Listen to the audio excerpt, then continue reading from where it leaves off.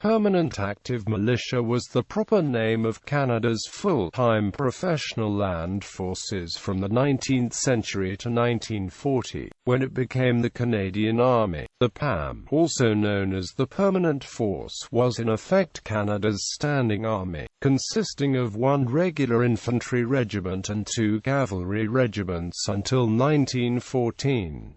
The PAM did not participate directly in the First World War. Canada's military contribution was the creation of a separate field force called the Canadian Expeditionary Force, into which volunteers were inducted for war service. The CEF was disbanded after the war. The Ottawa Committee then reorganized Canada's post-war military, expanding the PF to 3 infantry regiments and creating a system of perpetuations keeping the traditions of both the pre-war military and the CEF, integrated in the Canadian military. During the Second World War, the Permanent Force was renamed the Canadian Army. It later became known as the Canadian Army Active Force, Canadian Army and Force Mobile Command following unification on February 1, 1968.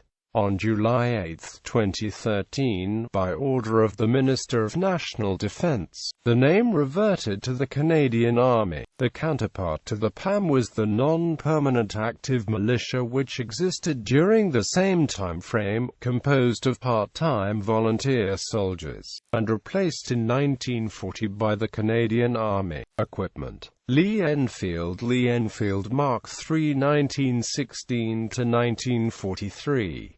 M1911 pistol. Smith & Wesson second model hand ejector revolver. Smith & Wesson military and police revolver. Louis machine gun. C5 general purpose machine gun. Bren light machine gun.